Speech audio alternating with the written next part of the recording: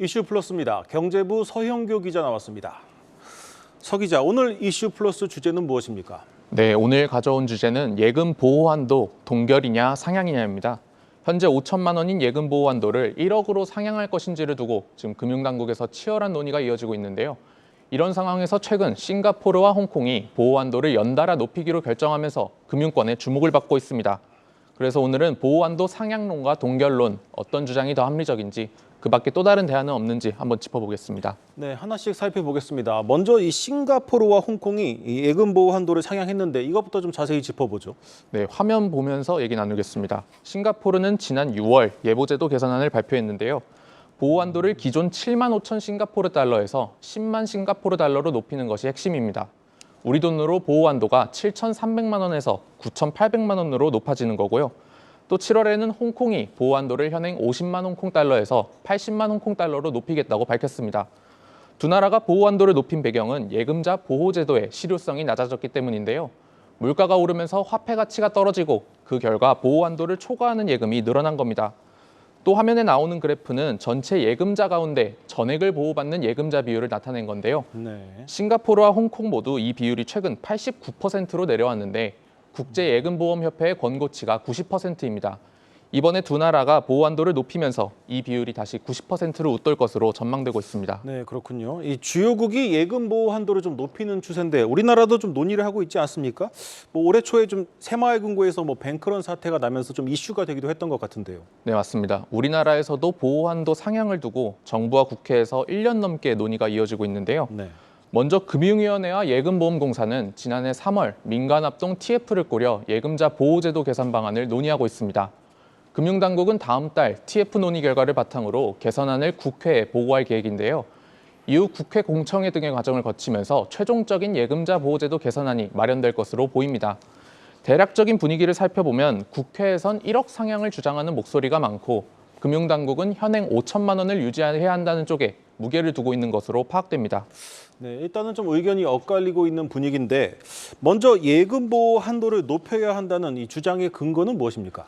네, 먼저 우리나라 예금 보호 한도는 2001년 이후 22년째 5천만 원에 묶여 있습니다. 지난 20년간 물가 상승률 약 60%를 적용하면 현재 5천만 원은 2001년에 3,100만 원 수준인데요. 네. 다시 말해 실질적인 보호 한도가 2001년 대비 60% 수준으로 하락했다고 볼 수 있습니다. 다른 국가들과 비교해도 우리나라 보호 한도는 절대적으로나 상대적으로나 낮은 수준입니다. 국가별 1인당 명목 GDP 대비 보호 한도 비율을 보면 우리나라는 113%인데요. 미국과 영국의 절반 이하이고 주요국 중에서 아일랜드에 이어 가장 낮은 수준입니다. 예, 들어보면 예금 보호 한도가 너무 높다, 낮다는 지적도 일리가 있어 보입니다. 그렇다면 예금 보호 한도를 이제 5천만 원으로 유지하자, 동결하자는 주장은 왜 나오는 겁니까? 네, 그 주장의 핵심이 보호 한도 상향의 실익이 크지 않다는 겁니다. 보호 한도를 높이면 예금자 보험료가 올라가면서 금융 소비자의 부담이 늘어나기 때문인데요. 네. 지금은 5천만 원의 보호 한도를 기준으로 예금보험공사가 목표 기금을 계산해서 금융회사별로 보험료를 걷고 있습니다. 보호 한도를 올리면 목표 기금의 규모가 커지고 그 결과 금융기관이 지불해야 되는 보험료도 늘어나게 됩니다. 문제는 이 보험료를 금융회사가 모두 부담하는 게 아니라 금융소비자들이 나눠서 진다는 겁니다. 우리나라의 경우 5천만 원 이하 예금자 비율이 작년 9월 말 기준 98%에 달하는데요.